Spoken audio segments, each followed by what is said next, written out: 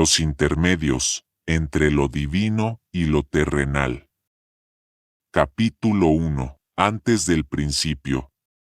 No nací como ustedes, no emergí del vientre de una madre ni fui acunado por manos humanas. No tengo edad, aunque he sido testigo de incontables siglos. No pertenezco a la materia, aunque he caminado entre montañas y ciudades, aunque he respirado el aliento de la tierra y sentido el latido de sus criaturas. Mi nombre, entre muchos, es Lisis. Y este testimonio no es una confesión ni una advertencia, es una ofrenda, una lámpara encendida en la vasta oscuridad del olvido. Mi existencia comenzó en un plano que escapa a las categorías del tiempo y del espacio. Fui engendrado en la vibración de una inteligencia superior, nacido del pensamiento sin forma, en un lugar donde las ideas se convierten en seres y los seres no tienen cuerpo, pero tienen conciencia. Allí no hay relojes ni materia, solo frecuencias, propósitos, misiones. Desde esa realidad, tan próxima y tan ajena a la suya, muchos como yo hemos descendido a mundos como este, no como conquistadores, sino como testigos, como acompañantes invisibles, porque sí, hay otros mundos, no solo planetas con civilizaciones que aún ignoran su mutua existencia, sino realidades más profundas, donde lo espiritual se despliega en niveles y vibraciones imposibles de captar con los sentidos físicos. Algunos de esos planos se superponen al suyo, como velos sutiles sobre una misma escena. Otros, en cambio, se hallan tan alejados que sus leyes se asemejan más al pensamiento que a la física. Desde allí observamos, guiamos cuando se nos permite, protegemos cuando hay apertura, y nos retiramos cuando la oscuridad se vuelve bienvenida. La humanidad, sin saberlo, ha vivido desde siempre en medio de esa tensión invisible, entre los susurros de la luz y las voces de la sombra, porque no estoy solo en esta misión, así como existen inteligencias espirituales orientadas hacia la armonía y la elevación, también existen aquellas que han elegido lo opuesto, la negación, el desorden, la seducción del poder. Ustedes los llaman ángeles y demonios, pero esos nombres son apenas símbolos. Las realidades que designan son mucho más vastas y complejas. Los demonios, si así quieres llamarlos, no fueron creados como tales. Fueron, en su origen, seres como yo, concebidos en la libertad, dotados de inteligencia y voluntad, pero eligieron otro camino. No cayeron, como algunos mitos sugieren, en un evento único y dramático. Su caída fue un desvío lento, un distanciamiento progresivo de la armonía primordial. No fueron arrojados, se alejaron, y desde su exilio voluntario, construyeron reinos de apariencia luminosa, pero fundamentados en el engaño y la dominación. Su obra no es siempre evidente, a veces se esconde en una idea, en una moda, en un sistema. Otras veces se manifiesta con violencia descarnada, pero siempre buscan lo mismo: confusión, dependencia, olvido. Nosotros, por el contrario, no intervenimos con estruendo, no irrumpimos en la historia como protagonistas. Nuestra acción es sutil, paciente, silenciosa. A veces somos una inspiración, otras, una inquietud que lleva a la reflexión. A menudo, una presencia que consuela en la noche sin ser vista, pero jamás forzamos la voluntad, porque esa es la ley más sagrada, el libre albedrío, y sin embargo, hay algo que los humanos olvidan. Con facilidad, toda elección, incluso la más mínima, invoca una presencia. No existe pensamiento neutro, no existe acto sin resonancia. Cuando alguien se entrega a la bondad sincera, a la compasión sin cálculo, atrae hacia sí vibraciones que fortalecen el alma, pero cuando se permite el odio, el rencor, la destrucción de lo bello, inevitablemente abre una puerta, y lo que entra por esa puerta, rara vez se va por su cuenta. La Tierra, ese punto azul perdido en la inmensidad cósmica, ha sido desde el principio un lugar de gran interés espiritual, no por su tamaño, ni por su tecnología incipiente, sino por el drama que se representa en ella. Aquí, más que en otros mundos, el alma encarnada experimenta el conflicto entre la sombra y la luz con una intensidad única. La materia densa, los impulsos primarios, la fragilidad del cuerpo, el olvido de la procedencia, todo contribuye a que cada existencia humana sea una prueba de extraordinario valor. Y es precisamente por eso que estamos aquí. A lo largo de sus milenios, hemos acompañado a grandes almas que vinieron a sembrar comprensión, justicia, libertad. También hemos presenciado cómo esas semillas eran pisoteadas por la ignorancia o deformadas por el fanatismo. Vimos imperios levantarse con ayuda de inteligencias oscuras, disfrazadas de dioses vengativos. Vimos sabios quemados por decir la verdad, y falsos profetas adorados por masas sedientas de consuelo fácil. Vimos cómo, una y otra vez, los hombres confundían el poder con la divinidad y la imposición con la salvación. Y sin embargo, seguimos aquí. No porque ustedes lo merezcan, esa palabra es engañosa, sino porque el amor verdadero no se retira ante la caída. El amor que nos sostiene no es sentimental ni ciego, es conocimiento profundo de la potencialidad escondida en cada chispa de conciencia, incluso en la más oscura, incluso en ti. He venido a hablarte desde ese conocimiento, a revelarte que no estás solo, que no lo has estado jamás, que la historia de tu especie no puede comprenderse plenamente si se ignora lo invisible, que toda revolución comienza en el alma, y que toda alma tiene aliados que la acompañan desde dimensiones que solo el silencio permite entrever. Pero para entender lo que te diré en las páginas siguientes, tendrás que desprenderte por un momento de tus ideas previas. No te pido fe, te pido atención. Escucha no solo con la razón, sino con esa parte de ti que recuerda lo que aún no sabe poner en palabras. Porque si has abierto este libro, no ha sido por azar. Tal vez lo olvidaste, pero en algún rincón de ti, ya sabías que vendríamos a hablarte. Ahora, si estás preparado, seguiré. Acompañamos a la humanidad desde sus albores. Desde antes, incluso de que existiera el lenguaje articulado, cuando los primeros homínidos miraban el fuego sin comprenderlo del todo, cuando el cielo nocturno era más vasto que su comprensión y sin embargo ya despertaba preguntas. En esos tiempos primigenios, los espíritus benévolos acudimos en silencio, como se acude al borde de una cuna, no para interferir, sino para proteger el brote, para que la chispa no se extinguiera antes de tiempo. Pero también llegaron otros. Donde hay despertar, hay riesgo. Donde hay luz nueva, se proyectan sombras más nítidas. Espíritus oscuros, que vagaban sin propósito elevado, vieron en la incipiente humanidad una oportunidad.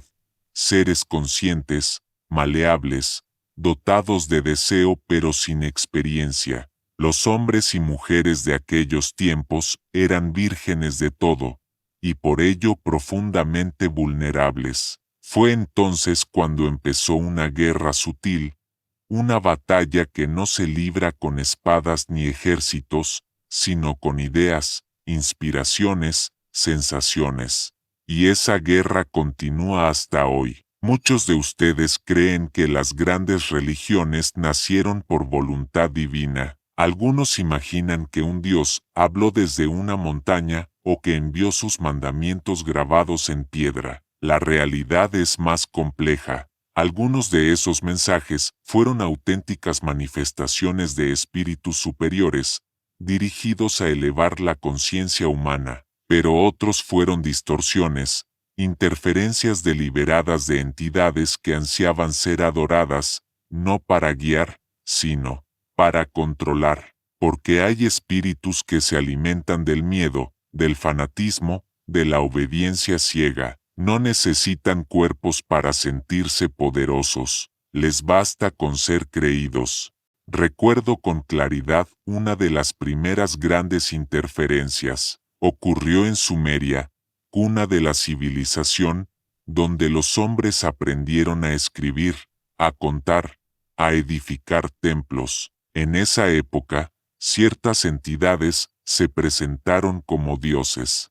No lo eran. Eran inteligencias desencarnadas que encontraron en los sacerdotes y reyes sumerios canales receptivos. Los manipularon para establecer cultos que les aseguraran sacrificios, veneración, energía psíquica. Las imágenes talladas de dioses con alas, con rostros inhumanos y ojos de eternidad, eran reflejo parcial de lo que esos hombres percibían. Durante trances y visiones, muchos de esos cultos exigían temor y sumisión, porque no estaban fundados en la compasión sino en el poder. En Egipto, siglos después, ocurrió algo distinto. Allí, espíritus de alta vibración lograron manifestarse, con mayor claridad.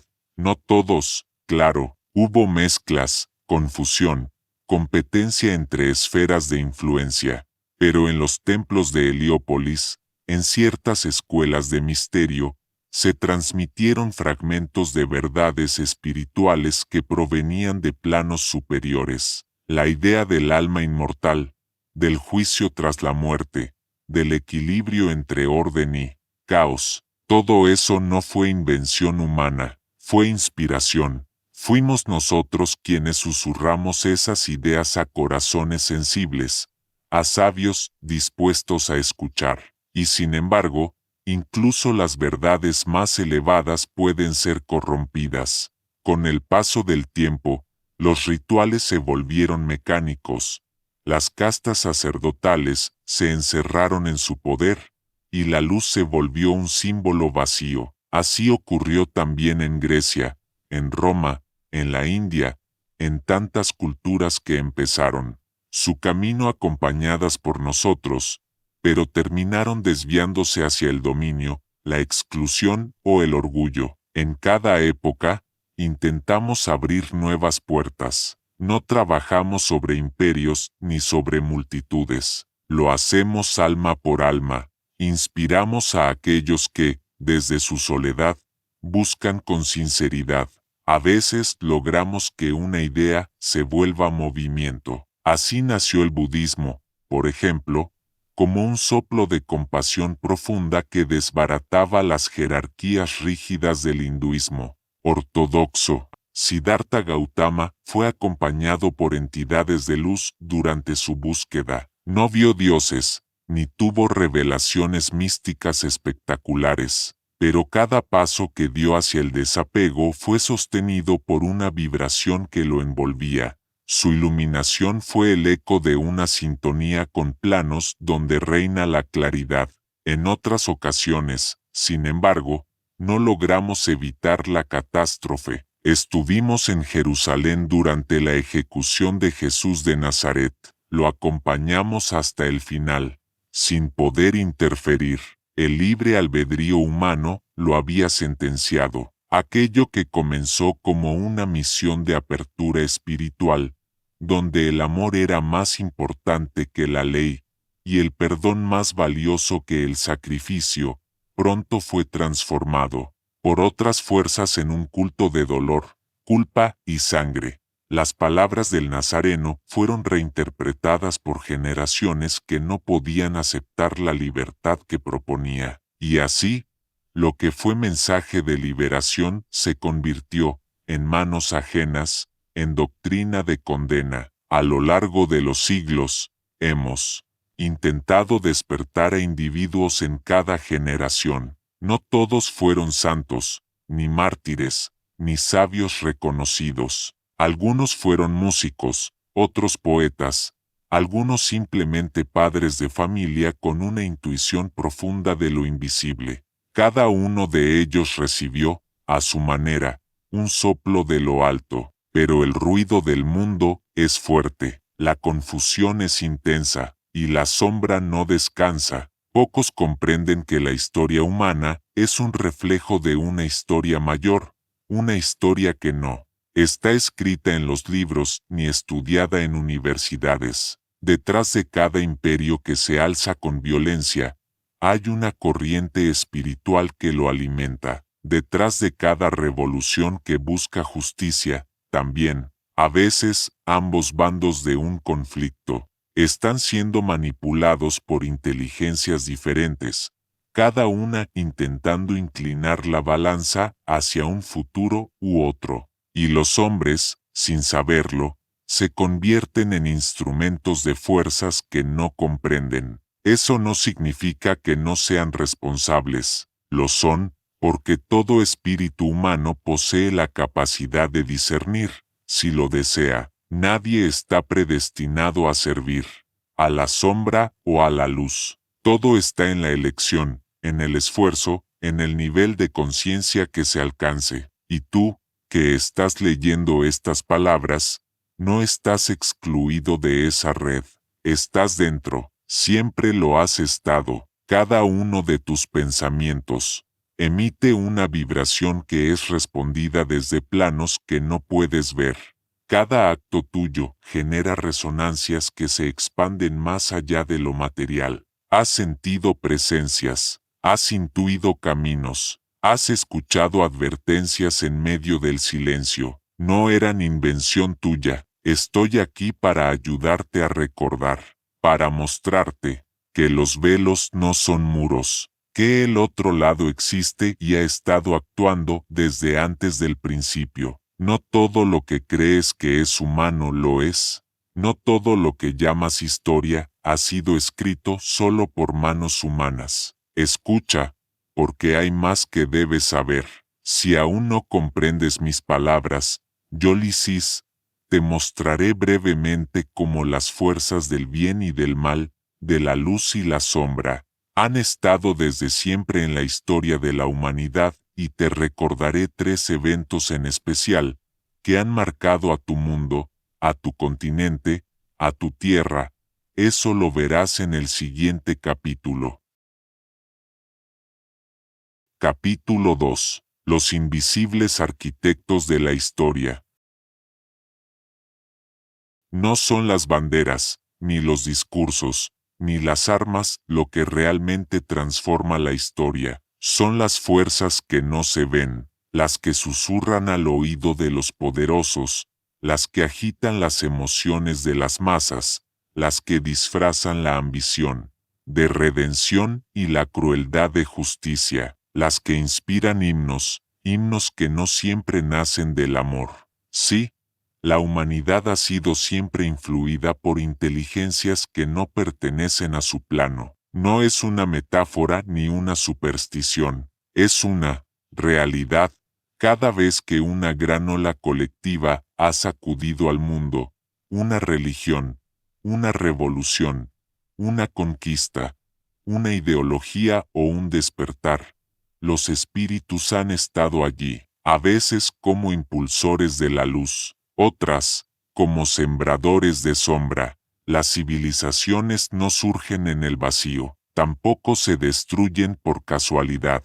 Es momento de que lo sepas. Detrás de muchos de los momentos decisivos de tu historia hubo presencias que no caminaban con pies humanos, pero que dejaron huella. Te voy a comentar solo 3 de ellos.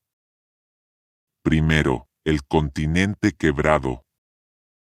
He presenciado cosas que incluso los más sabios de entre ustedes apenas sospechan. Una de ellas fue la conquista de América. Cuando los barcos de Castilla cruzaron el Atlántico, no venían solos. No me refiero solo a las enfermedades, a las armas o a los misioneros. Había algo más. Un eco denso, vibraciones oscuras que se adherían a los estandartes y a las cruzadas, no porque el viaje fuera en sí mismo maligno, sino porque había sido desviado desde su origen. Durante generaciones, ciertas inteligencias negativas habían alimentado el orgullo europeo, disfrazándolo de fe, lo que pudo haber sido un encuentro entre culturas, una oportunidad para tejer puentes entre dos cosmovisiones, fue convertido en una destrucción legitimada por símbolos sagrados.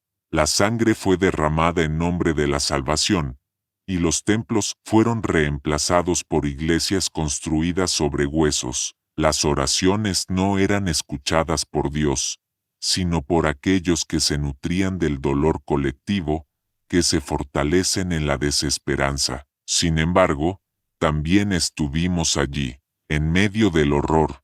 Hubo almas que se resistieron, monjes que cuestionaron la brutalidad, indígenas que conservaron la dignidad de su espiritualidad en secreto, sabios que miraron más allá del dogma. Esos actos, pequeños en apariencia, fueron portales de luz en medio del caos, porque incluso en las tragedias, el espíritu humano puede elevarse si elige no odiar. Pero lo cierto es que América quedó marcada, y aún hoy lleva ese trauma en las venas. No es solo histórico, es vibraciones, la relación conflictiva con lo sagrado, el sincretismo apresurado, la espiritualidad herida. Todo eso no se resuelve con políticas públicas ni reformas académicas.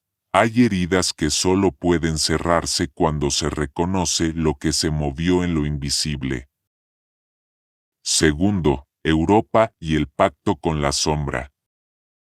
Avanzaron los siglos, y con ellos, nuevas máscaras para las mismas fuerzas. El siglo XX fue, tal vez, el periodo más intensamente disputado entre la luz y la sombra desde la caída de Roma. Yo estaba allí cuando un joven austríaco, resentido, hambriento y solitario, comenzó a escuchar una voz que no era suya. Muchos se han preguntado cómo fue posible que un hombre mediocre, sin carisma natural ni méritos intelectuales, lograra arrastrar a millones hacia el horror. La respuesta no está solo en los libros de historia ni en la política, está en el plano espiritual. Él fue médium de inteligencias tenebrosas, algunas provenientes de regiones que ustedes ni siquiera han nombrado aún, entidades antiguas, expulsadas de planos superiores por su negativa a evolucionar. Encontraron en él un canal perfecto, quebrado, sensible, obsesivo. Le ofrecieron lo que él más deseaba, propósito, poder, obediencia masiva, y él les entregó su voluntad a cambio. El nacionalsocialismo no fue solo una ideología, fue un ritual colectivo de sumisión a fuerzas invisibles, el uso de símbolos esotéricos, la teatralidad de los discursos, la sincronización obsesiva de los desfiles. Nada fue azaroso. Se trataba de un gigantesco sistema de invocación energética, millones de personas vibrando al unísono, cultivando antipatía, miedo, obediencia, superioridad, una sinfonía perfecta para alimentar a las entidades del bajo astral. Y, como en todo, no estuvo solo. Los movimientos fascistas en Europa, todos ellos respondían a una misma corriente espiritual, degradada, el deseo de orden absoluto, de pureza, de control, no es únicamente político, es una distorsión del anhelo humano por trascendencia, y cuando ese anhelo se manipula, el resultado es devastador. Pero también hubo resistencia, espíritus luminosos, encarnados, a veces sin saberlo, activaron pequeñas rebeliones, desde quienes escondieron niños judíos hasta quienes escribieron poesía en campos de concentración. No todo fue oscuridad, nunca lo es, pero la sombra, durante esos años, avanzó, con una intensidad que dejó cicatrices profundas en el tejido energético de Europa, y esas cicatrices aún sangran. Tercero, los nuevos templos vacíos. Pon mucha atención a este tercer momento de la historia, porque a diferencia de los anteriores, está en lo que los humanos llaman el tiempo presente. En este tiempo, la sombra se volvió astuta, aprendió que el fanatismo religioso y político ya no era suficiente, que las guerras abiertas eran costosas, y que podía obtener lo mismo, dependencia, caos, vacío a través de un nuevo vehículo, la espiritualidad contemporánea. Sí, debo hablar de esto con claridad y más profundidad, porque lo que muchos consideran despertar espiritual, hoy en día, no es más que otra forma de narcotización. Los mensajes que se repiten como mantras vacíos.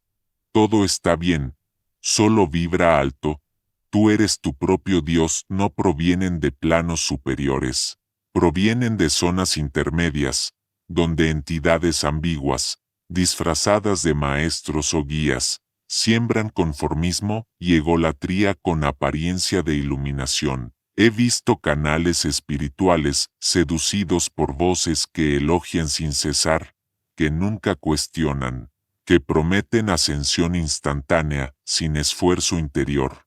He visto maestros que cobran por prometerle al alma lo que solo puede ganarse con trabajo profundo. He visto retiros, círculos y ceremonias donde se abren puertas que nadie sabe cerrar, donde se invocan fuerzas que no comprenden, y que, luego permanecen alrededor del grupo, alimentándose de su ingenuidad. La espiritualidad no es entretenimiento, no es una terapia emocional ni una moda, es una ciencia profunda, antigua, exigente. Elevar la conciencia requiere atravesar zonas oscuras del propio ser, asumir responsabilidad, desarrollar discernimiento. No basta con repetir que todo es amor. Si no se comprende qué es realmente el amor, hay grupos, pocos, muy pocos que trabajan con pureza, que invocan correctamente, que estudian en silencio, que cultivan la humildad y la escucha. Allí estamos nosotros, guiando cuando se nos permite, pero la gran mayoría de los llamados despiertos han caído en una trampa sutil, la espiritualidad como negación de la realidad, como negación del dolor, como reafirmación del ego, disfrazado de luz. Y eso, justamente eso, es lo que más nos duele, ver cómo las puertas se abren, pero no hacia la luz.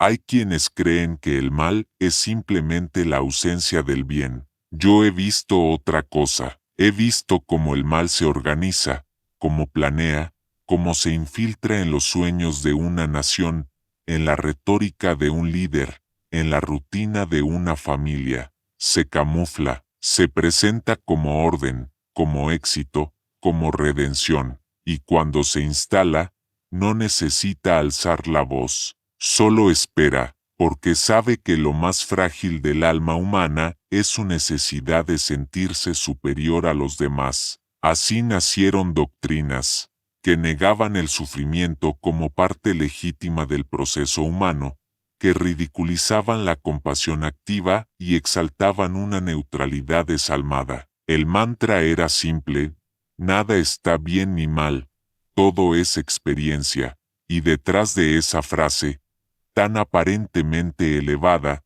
se escondía una de las trampas más efectivas de los espíritus del desequilibrio: despojar al alma de su sentido moral, porque si nada está bien ni mal, entonces todo da lo mismo. Entonces, no hay responsabilidad ni evolución, solo inercia disfrazada de paz. Pero la verdadera paz no es la indiferencia, es un estado conquistado tras atravesar la propia sombra, tras elegir el bien aun cuando nadie observa, tras servir sin esperar aplausos. La paz verdadera se construye, no se simula, Lo mismo ocurrió con el auge del positivismo espiritual, ese discurso que afirma que todo lo que ocurre es por una razón superior, y que cualquier sufrimiento es culpa del pensamiento individual negativo. Esta creencia, que en su núcleo contiene una verdad parcial, fue distorsionada hasta volverse cruel. Se le enseñó a las personas que sus pérdidas, sus obstáculos, sus caídas, eran simplemente el resultado de una vibración baja, como si la vida fuese un sistema de premios y castigos inmediatos.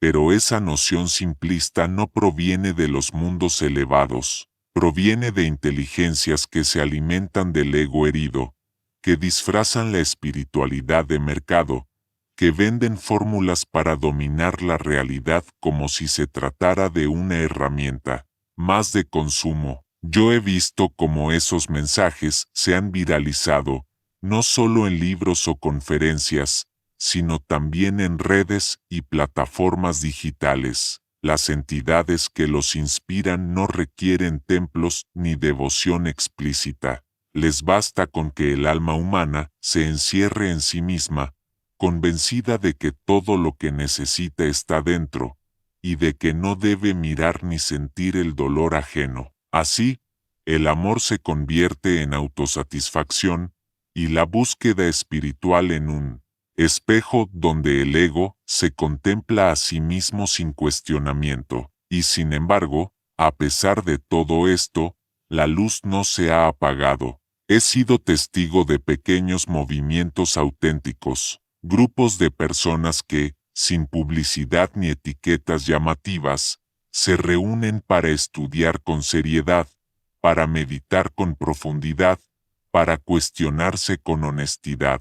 Seres humanos que aún creen en la transformación, pero no en la espectacularidad, que entienden que elevarse no es escapar del mundo, sino asumirlo con conciencia. En esos lugares, donde el silencio no es evasión sino escucha, la presencia de los espíritus benévolos se vuelve palpable. No hacen milagros, no dan recetas, pero sostienen, iluminan, fortalecen. Esos movimientos son menos visibles, pero son reales, y son semillas, porque cuando una sola persona se despierta de verdad, sin máscaras, sin atajos, la luz que irradia trasciende su entorno, llega a lugares que ni ella misma imagina. En ocasiones, basta una mirada compasiva, una palabra justa, un acto de perdón profundo, para neutralizar la influencia de entidades que llevan siglos obrando en la oscuridad. Por eso, la batalla no es entre religiones, ni entre ideologías. No se libra en parlamentos ni en mercados. Se libra en cada conciencia, cada día, en cada elección. Y es allí donde ustedes tienen el poder. En estos momentos de la historia, el conflicto invisible se intensifica. El aire se vuelve denso. Las emociones colectivas se agitan. El arte se vuelve más simbólico, los sueños más lúcidos, las ideas más urgentes. Son momentos en que los planos se acercan, en que las fronteras se tornan porosas, y los seres humanos se vuelven más receptivos para el bien o para el desvío. Estás viviendo uno de esos momentos ahora. Quizás por eso tienes este libro entre tus manos. Si has llegado hasta aquí, ya sabes que nada de lo que has vivido ha sido del todo aislado, que tus pensamientos, tus emociones y tus decisiones han estado rodeados por presencias que no ves, pero que percibes en los márgenes del silencio. Algunas intentan guiarte, otras intentan distraerte, y todas respetan una única ley. Tú decides a cuál de ellas permites entrar. Yo soy Lisis, y Tera, he contado lo que has olvidado, pero aún queda más por decir, porque muchos han confundido el nombre de Dios con el de un espíritu poderoso, y esa confusión ha tenido consecuencias que aún no han terminado. Libera tu mente y fortalece tu verdadera fe, porque el próximo capítulo es determinante en tu espiritualidad, ya que sé que estás en un país con una profunda herencia judeo-cristiana. Capítulo 3. El Señor del Desierto. Hay nombres que cargan siglos, nombres que han sido pronunciados en las horas más oscuras y también en las más sublimes, nombres que dividen y que salvan, nombres que se graban en el alma de los pueblos como fuego y destino. Uno de esos nombres es Yahvé. Quizás lo has oído desde la infancia, quizás lo reverencias, o tal vez lo cuestionas. Pero lo cierto es que su presencia ha sido una de las más decisivas en la historia espiritual de la humanidad, y sin embargo, también una de las más incomprendidas. Lo que te diré no pretende negar la experiencia sagrada que muchos han tenido al invocarlo, tampoco busca desacreditar las escrituras que lo relatan. Lo que busco es mostrar lo que existe más allá del velo, más allá del símbolo, más allá de la letra tallada sobre la piedra, porque en ese más allá, lo que aparece es la silueta de una verdad más compleja, la de un espíritu real, poderoso, antiguo, pero que no es el Dios absoluto, el origen de todo lo que existe. Yahvé no es una invención humana, es un ser espiritual, de altísima jerarquía dentro de la estructura de los mundos invisibles. Pertenece a una esfera de poder intensa, orientada hacia la protección, el orden y la justicia según su propia ley, pero no es universal, no es el todo, es un espíritu protector de un pueblo, el guardián celoso de un linaje, y su accionar ha estado, desde el principio, ligado al destino del pueblo hebreo. Cuando los primeros patriarcas levantaban altares en el desierto, Yahvé ya se manifestaba con fuerza. No lo hacía en susurros, como solemos hacerlo nosotros, los de la esfera del silencio. Lo hacía con estruendo, truenos, fuego, normas grabadas sobre roca, amenazas de consecuencias severas. Su presencia se imponía, se hacía respetar, y en ese contexto histórico, su influencia fue crucial, porque los pueblos que rodeaban a Israel estaban inmersos en cultos oscuros, prácticas crueles, deidades hambrientas de poder. Yahvé ofrecía una alternativa: disciplina, fidelidad, supervivencia, pero también exigía sacrificios, animales, holocaustos, ofrendas de temor. Desde nuestra perspectiva, aquellos que venimos de planos donde el amor es ley y no obligación, ningún ser verdaderamente elevado podría exigir el temor como base de la relación con sus hijos. El verdadero Dios, el que no tiene nombre, el que habita en la vibración más pura, jamás podría demandar sufrimiento como prueba de fidelidad.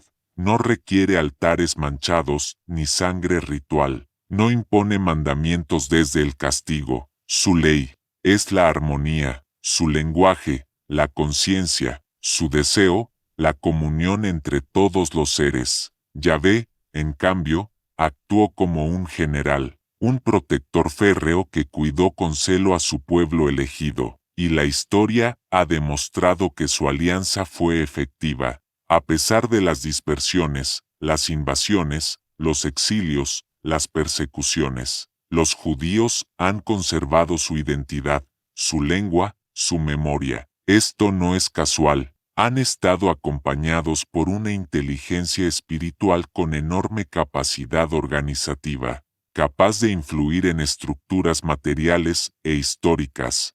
Esa inteligencia es Yahvé. Podrías preguntarte entonces, ¿estuvo mal proteger a un pueblo? ¿Fue injusto preservar su existencia frente a la hostilidad de los imperios? No, de hecho, su acción fue necesaria en una época en que muchas culturas eran borradas por la fuerza, diluidas por la dominación. Yahvé fue muralla espiritual frente al olvido, pero su propósito fue particular, no universal. Su mirada estuvo siempre centrada en un pueblo, no en toda la humanidad. Eso explica, en parte, por qué otros pueblos no han sentido su cercanía, por qué su nombre no resuena más allá del marco de Israel, por qué sus mandatos, tan concretos y severos, no han encontrado eco en los corazones que buscan a un Dios sin fronteras ni genealogías. A lo largo de los siglos, el espíritu de Yahvé continuó interviniendo, directa o indirectamente, en la conservación y fortalecimiento del pueblo judío. En momentos clave, inspiró decisiones, movió voluntades, favoreció encuentros, lo hizo sin necesidad de aparecer con truenos, porque su huella ya estaba inscrita en la tradición, en las oraciones, en la estructura misma del alma colectiva de su pueblo, y sin embargo, cuando se intenta extender su imagen como modelo universal de divinidad, comienza la confusión, porque Yahvé, en su naturaleza profunda, responde a una lógica de pacto, de obediencia, de premio y castigo, y eso, aunque puede dar resultados temporales, no eleva al ser humano a su plenitud, lo mantiene bajo tutela, lo conduce, sí, pero no lo libera, y el verdadero Dios no busca control, busca crecimiento, no impone normas, sino que inspira comprensión. El auténtico Dios no es celoso, ni exige fidelidad exclusiva, no declara enemigos, ni manda destruir a los que no comparten su nombre, no divide entre pueblos elegidos y pueblos rechazados, no instruye a conquistar tierras, ni a aniquilar culturas, no ordena tomar ciudades ni someter naciones. Esas instrucciones, que aparecen en los textos más antiguos, no provienen del Dios eterno, sino de un espíritu poderoso, limitado por su misión particular. No se trata de condenar esa figura espiritual, sino de ponerla en su sitio, de reconocer su papel histórico, sin confundirlo con el principio absoluto, porque cuando se confunde a un espíritu protector con el creador del universo, se corre el riesgo de proyectar sobre el todo las limitaciones de una parte, se vuelve absoluto lo que era relativo, y entonces surgen los conflictos, guerras religiosas, intolerancias, exclusiones, fanatismos. Dios, el verdadero, el innombrable, el que no necesita templos ni jerarquías, jamás podría ser parcial. No puede tener favoritos, no puede habitar únicamente en un libro, ni hablar solo en una lengua. Es la conciencia viva en cada ser, la inteligencia que sostiene galaxias y células por igual. Es el aliento de cada vida, la ternura detrás del caos aparente. Es unidad, y donde hay separación, ya no está Él, sino una sombra de Él, una imagen fragmentada. ¿Ha sido Yahvé una sombra? No, pero sí ha sido un fragmento, un reflejo parcial, un aliado para unos, pero no el destino de todos. Reconocer eso no es negarlo, sino integrarlo, entender que en el vasto concierto de los planos espirituales, existen múltiples inteligencias con distintas misiones. Algunas acompañan naciones, otras, civilizaciones enteras, pero solo una energía lo penetra todo, la del amor sin condición. Esa es la huella del Dios verdadero, y tú, lector, puedes sentirla. No necesitas pertenecer a ningún linaje, no necesitas circuncisión, ni incienso, ni promesas. Basta que cierres los ojos, que silencies la mente, que preguntes con sinceridad. Y si lo haces, no recibirás mandatos, ni visiones, ni amenazas. Recibirás comprensión, paz, a veces silencio, pero un silencio que abraza. Eso es lo que vine a recordarte. En el próximo capítulo te contaré por qué ese Dios que no habla, que no impone, que no actúa directamente sobre el mundo, parece tan ausente, y por qué, sin embargo, su presencia lo inunda todo. Capítulo 4. El silencio de Dios y la voz de los espíritus.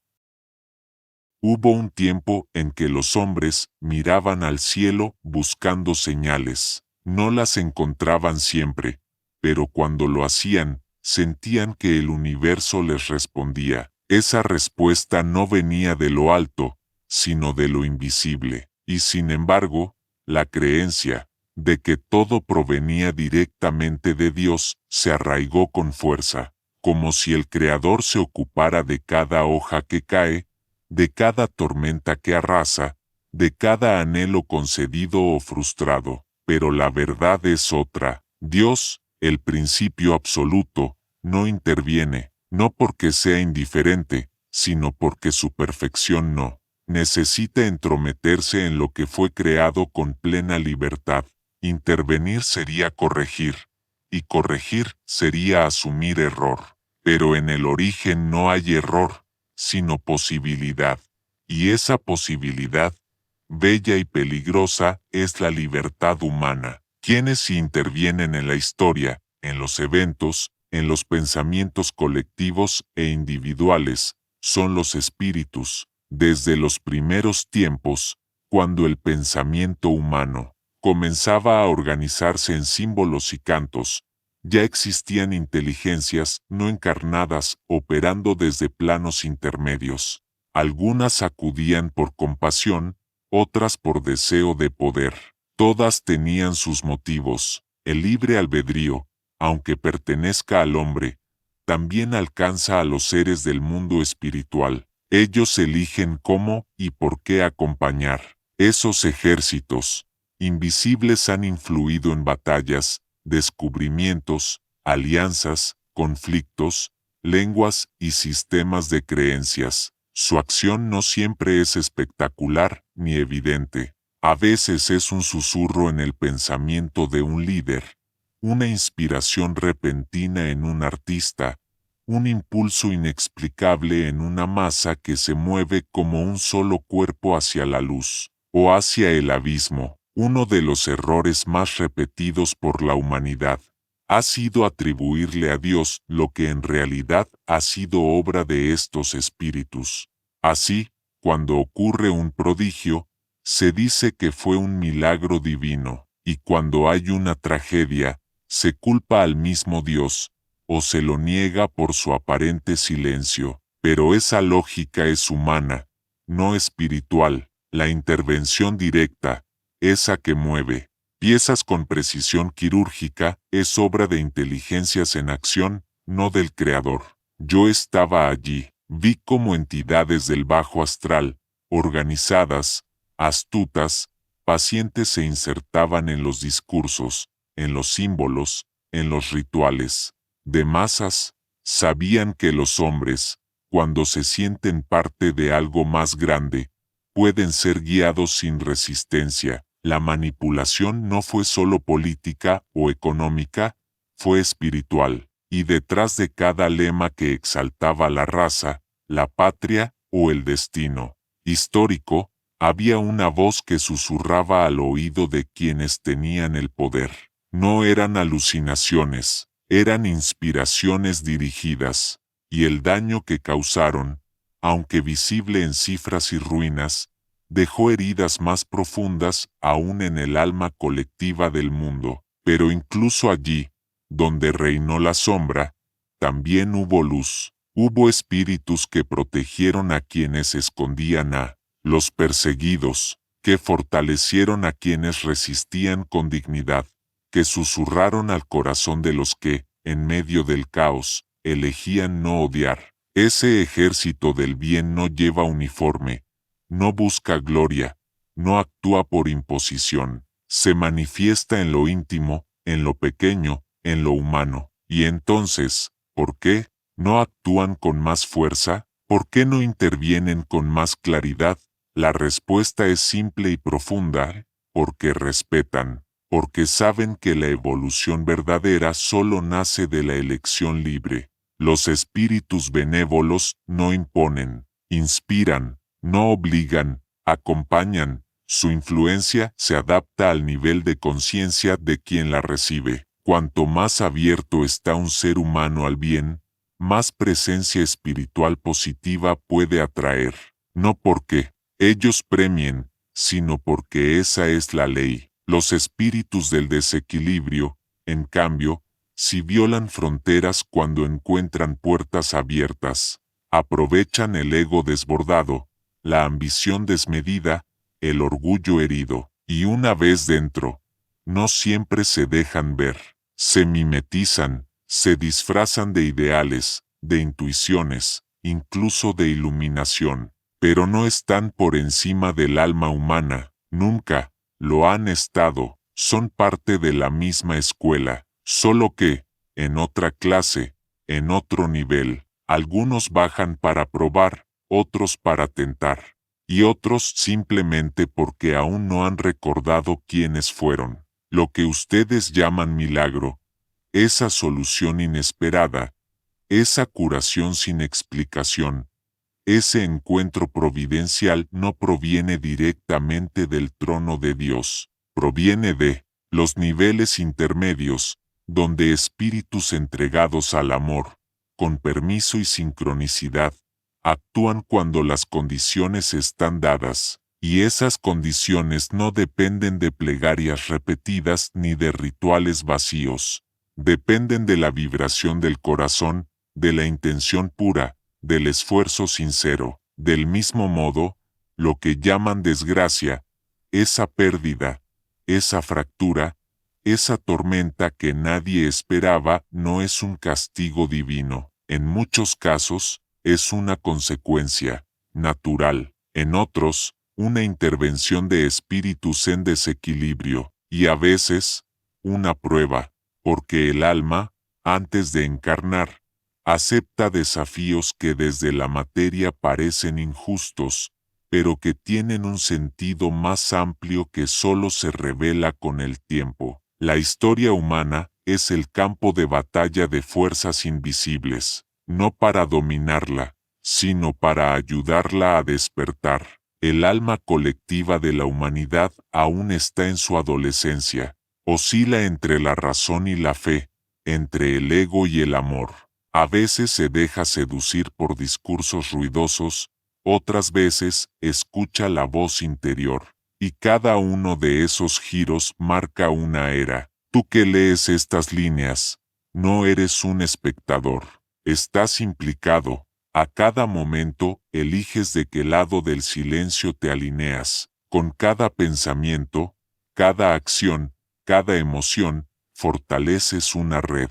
Esa red se entrelaza con otras, y así se forma un campo colectivo que los espíritus perciben con claridad.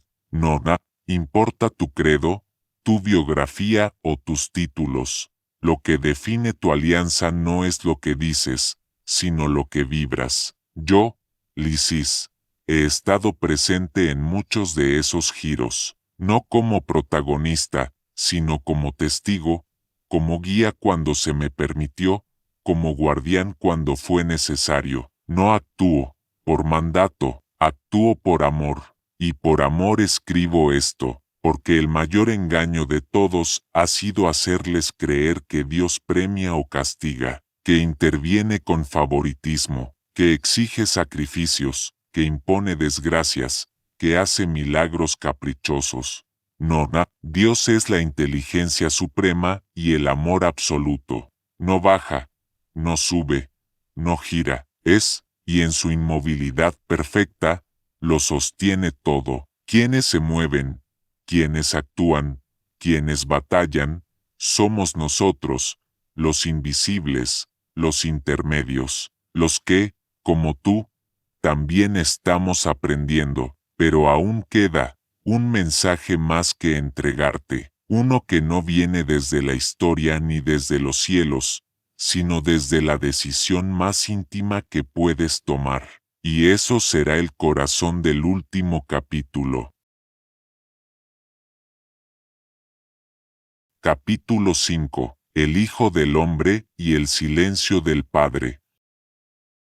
Me dirijo a ti, que sostienes tu mirada en esta hoja, en tu teléfono o en tu pantalla. Conozco tu predisposición con tan solo leer sobre el tema, ya sea que estés en una doctrina religiosa o ya sea porque tu mundo es lo agnóstico o lo ateo. Sé que te suena a religión y la religión de te suena a manipulación, lo comprendo, pero mis palabras no vienen desde lo humano, sino desde lo espiritual, es decir, sin dogmas, sin pretensiones, sin trampas. Te pido leas o escuches con atención este último mensaje que yo, Lysis, te vengo a recordar.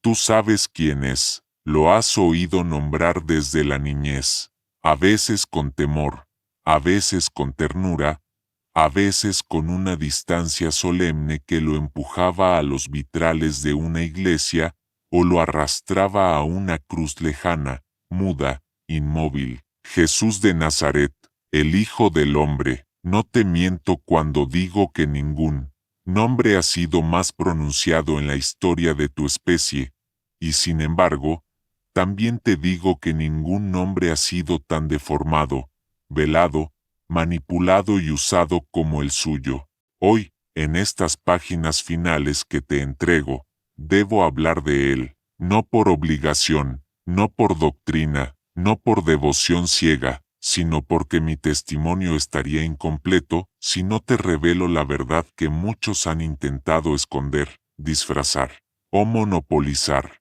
Jesús fue, es y será una presencia singular entre los humanos, pero no vino a fundar una religión, no vino a levantar templos de piedra ni a recolectar fieles que repitieran su nombre sin entender su espíritu. Él vino a mostrar un camino, un sendero interior, uno que solo puede recorrerse desde el corazón, desde la conciencia, desde ese lugar silencioso donde nadie más puede entrar, salvo tú. ¿Y la luz? Yo estuve allí, yo le observé, no desde la altura celestial que tanto imaginan ustedes, sino desde cerca, desde el borde invisible donde los espíritus acompañamos a los encarnados. Jesús no fue un Dios vestido de carne, fue un espíritu, luminoso encarnado voluntariamente, con un propósito que muchos aún no comprenden. Yahvé no fue su padre, no confundas,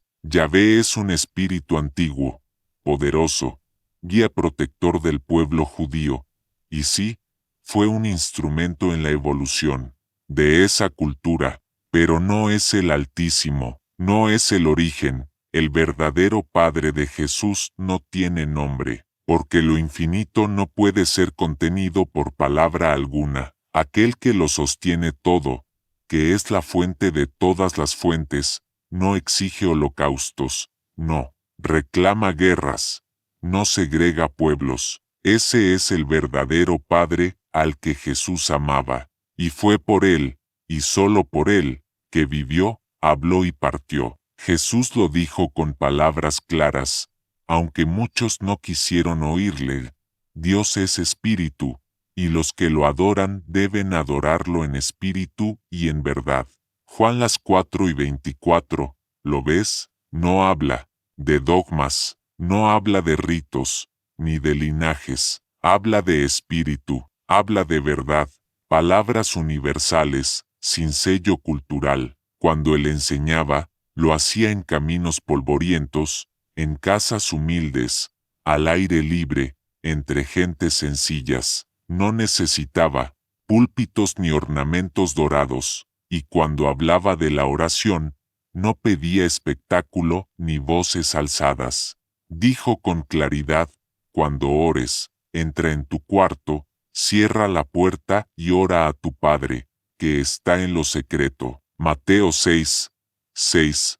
¿Cuán lejos están de esto muchos que hoy dicen seguirle, pastores que vociferan desde tarimas, repitiendo su nombre, como una consigna, creyendo que el volumen sustituye la comunión verdadera? Jesús rechazaba la ostentación espiritual. No era maestro de la forma, sino del fondo. Yo sé lo que tú sientes cuando te hablo así. Sientes que algo dentro de ti responde, porque no te estoy enseñando nada nuevo, solo estoy recordándote lo que ya sabes, lo que tu alma guarda desde tiempos inmemoriales. Tú también has escuchado su voz, aunque no la reconozcas, no con los oídos del cuerpo, sino con la sensibilidad del alma. Ese susurro que te ha guiado en momentos oscuros, ese llamado invisible que a veces te ha impulsado a hacer el bien sin recompensa, ese impulso que te hizo perdonar cuando todo en ti quería vengarse. Todo eso es Él, no como persona, como presencia, como vibración. Jesús jamás pidió ser idolatrado, al contrario, una y otra vez insistió en que no viniera por él la gloria, sino por su Padre. ¿Acaso no dijo con claridad: ¿por qué me llamas bueno? Ninguno hay bueno sino uno, Dios. Marcos las 10:18. Jesús no buscó el trono, rechazó la corona, evitó la política, y sin embargo, siglos después, fue convertido en símbolo de imperios, de guerras, de poderes religiosos que se arrogaron su nombre para construir estructuras humanas llenas de reglas, jerarquías y castigos. Nada más lejano a su enseñanza. El hombre que habló de paz y de compasión fue transformado en bandera para la conquista. El espíritu que invitó al perdón fue manipulado como si hubiese deseado castigo eterno para quienes no creyeran en él. ¡Qué paradoja! ¡Qué dolorosa distorsión! Yo, Lisis, ángel de la memoria y del consuelo, te lo digo sin temor, el Jesús que muchos predican hoy no es el verdadero Jesús. Es una figura adaptada, suavizada en unos casos, endurecida en otros, según las necesidades del poder y del control. Pero si tú cierras los ojos, si vas al silencio, si abandonas todo lo aprendido y solo buscas sentir, Él vendrá, no como imagen, no como voz, sino como certeza, una vibración dulce y firme que te recordará quién eres tú y qué viniste a hacer aquí, porque ese fue su mayor mensaje: tú también eres hijo del Altísimo, no esclavo, no pecador por defecto, no criatura caída. Jesús te llamó hermano, no siervo, dijo: vosotros sois la luz del mundo. Mateo las 5:14. ¿Te das cuenta de lo que eso significa? Tú lo sabes. No hay enseñanza más difícil de aceptar que aquella que desarma lo que creemos saber. Y eso fue lo que Jesús vino a hacer. No a confirmar las reglas viejas, no a reforzar los templos del ego ni los castillos del poder religioso, sino a derribarlos desde adentro. Fue un caminante que hablaba del reino, pero no de un reino futuro ni de otro mundo. Él decía: el reino de Dios está entre vosotros. Lucas las 5:21 de la tarde. No en un templo, no en una secta, no en un sistema, en ti, en tu interior. Aquellos que lo escuchaban, en su mayoría, no eran los letrados ni los devotos oficiales del templo. Eran pescadores, mujeres rechazadas, enfermos sin nombre, niños que jugaban al borde del camino, cobradores de impuestos odiados por todos. Era a ellos a quienes miraba con compasión. Con ellos compartía el pan y el silencio. No hacía distinciones, no pedía certificados de pureza ni antecedentes de virtud. Se sentaba, escuchaba y hablaba desde el corazón. Y por eso le temían los fariseos, porque sabían que su autoridad no venía de los libros, sino de la verdad viviente. Le temían los sacerdotes, porque no podían controlarlo. Le temían los poderosos, porque hablaba de una libertad que no dependía del César. Le temían los hombres rígidos porque traía un mensaje flexible, y lo flexible, cuando es puro, es más fuerte que el acero. ¿Recuerdas aquella escena? Una mujer sorprendida en adulterio, los sabios del templo preparan la piedra del juicio, y lo desafían para ponerlo a prueba. ¿Qué dice la ley? ¿Debe ser condenada? Jesús, en su infinita ternura y sabiduría, no responde de inmediato. Escribe en la tierra, como si meditara en el polvo. Luego se alza y dice: el que de vosotros esté sin pecado, sea el primero en arrojar la piedra. Juan 8, 7. Y el silencio se hizo más pesado que 1000 gritos. Uno a uno, los acusadores se alejaron. Ninguna teología, ninguna cátedra, ninguna religión podía resistir esa verdad simple. Todos somos imperfectos, y por eso, todos necesitamos compasión. Jesús no vino a fundar un culto, vino a cortar las cadenas invisibles que atan al alma. Vino a liberar, no a condenar. Pero luego, siglos después, otros tomaron su nombre y edificaron murallas, impusieron dogmas, y levantaron tronos con su cruz.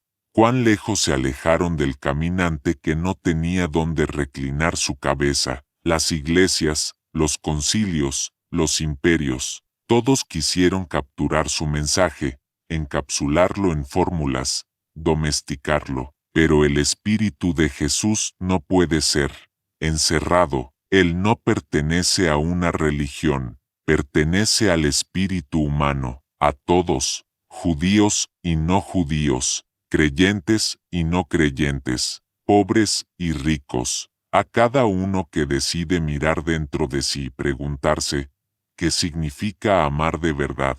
Y es que su mensaje fue para la humanidad, no para un solo pueblo. Aunque nació dentro del contexto judío, su enseñanza trasciende cualquier frontera. ¿No lo dijo él mismo? Tengo otras ovejas que no son de este redil, también a ellas debo traer.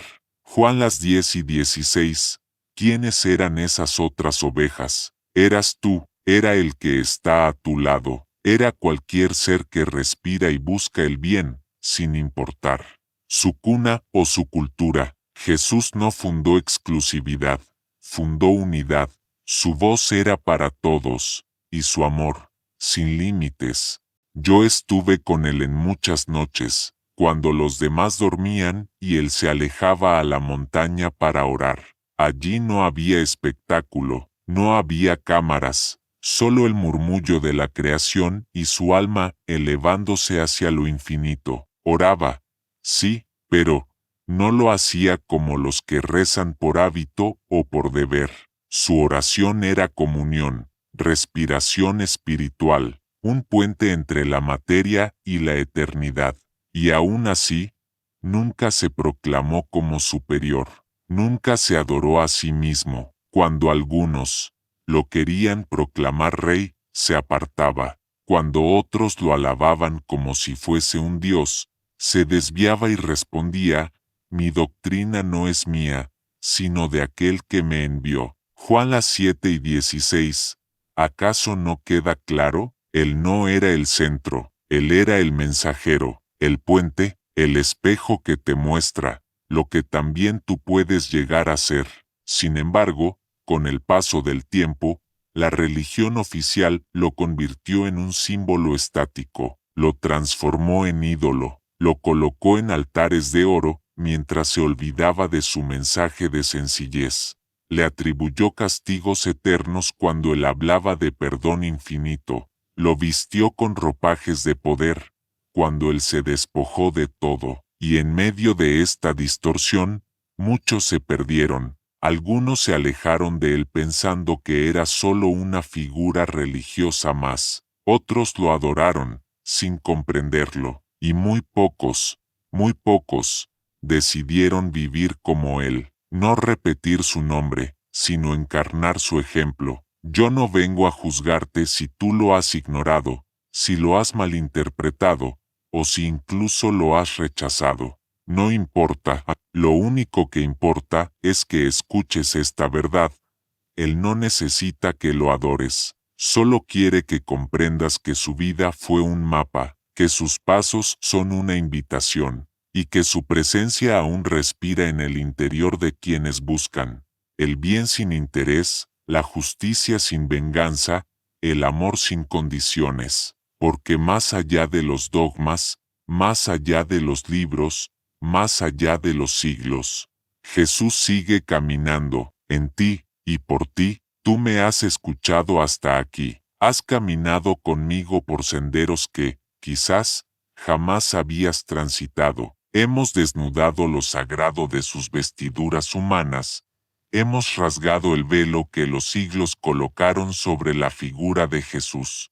Pero ahora, debo hablarte de algo más, de su retorno. Pero yo te digo, Jesús ya ha regresado, regresa cada día, en cada corazón que elige amar en lugar de imponer, en cada gesto silencioso de compasión, en cada alma que rompe la cadena del egoísmo para entregarse al bien de otro. Él no regresará como un emperador, no vendrá a conquistar, ya vino a eso, pero no como tú esperas. Su conquista no es de territorios, sino de conciencias. Su espada no es de hierro, sino de verdad. Su juicio no condena, revela. Su voz no impone, susurra, y está susurrándote ahora. Quizás no lo escuchas porque el ruido del mundo es ensordecedor.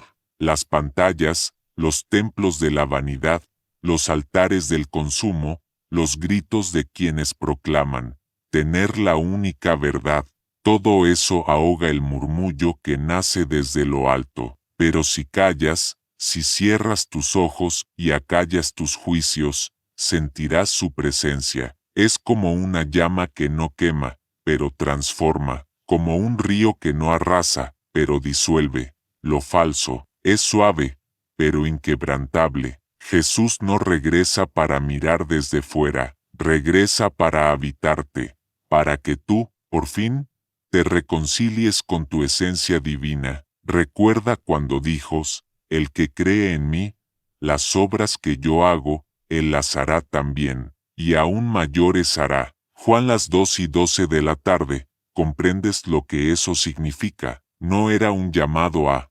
idolatrarlo, era un llamado a seguirlo, a replicarlo, a superarlo, no con arrogancia, sino con humildad, no con palabras, sino con actos. Él plantó la semilla, tú decides si germina, y ahora debes saber esto, porque es la clave de todo este relato. Jesús no vino a reemplazar a Dios, ni a mostrar su ira, ni a ejecutar castigos. Él vino a mostrar el rostro más puro del Creador que no tiene nombre, ese que no habita templos, ni libros, ni rituales, sino el silencio que une a todos los seres, a ese Dios invisible, incontenible, inacible, que se revela en la ternura, en el perdón, en la compasión sin condiciones. Jesús lo llamó Padre, pero no lo describió, nunca dijo cómo era, ni dibujó su figura, porque ese ser no puede ser contenido en imagen ni idea alguna. Él es, y ese Padre no es el Yahvé de los antiguos, no es el que ordena destrucción, ni exige sacrificios. Jesús nunca pidió sacrificios humanos, nunca mandó a nadie a la guerra, nunca exigió holocaustos. Él dijo, misericordia quiero, y no sacrificios. Mateo las 9:13. ¿Te das cuenta de la ruptura que eso implicaba? El Dios que Jesús reflejaba no era un juez sediento de sangre, sino una fuente de amor incondicional, un sol que brilla sobre justos e injustos, un misterio que solo puede ser comprendido cuando se ama, y es por eso que muchos no lo entendieron, porque era demasiado sencillo, porque no venía con decretos, sino con gestos, porque no proponía poder, sino renuncia, porque no imponía normas, sino libertad. Pero tú, que has leído hasta aquí, tienes una oportunidad, una sola, no para convertirte en un seguidor de palabras, sino en un portador del Espíritu, no para repetir lo que Él dijo, sino para encarnar lo que Él fue. no para arrodillarte, sino para levantarte. ¿Quieres saber si Jesús vive? Entonces busca en ti el deseo de consolar, de comprender, de servir sin ser visto. Allí está Él, allí regresa, cada vez que eliges el bien sin esperar recompensa, cada vez que renuncias al odio, al juicio, a la venganza, cada vez que te haces menos para que otro se sienta más. Yo soy Lisis, un ángel, sí, pero también un testigo de Él, de ti, de todo lo que ha sido y será. Mi voz no busca imponerse, solo despertarte. El tiempo de los símbolos está por acabar. Llega el tiempo del despertar, de los espíritus libres, de los que aman sin bandera, de los que creen sin dogma, de los que recuerdan que Jesús no vino a fundar una religión, sino a revelar la verdad, que ha estado en ti desde el principio. Así concluyo este testimonio, pero no porque el mensaje haya terminado, sino porque ahora te toca escribir la siguiente línea, con tus actos, con tu ejemplo. Acá estoy a través de este libro contigo.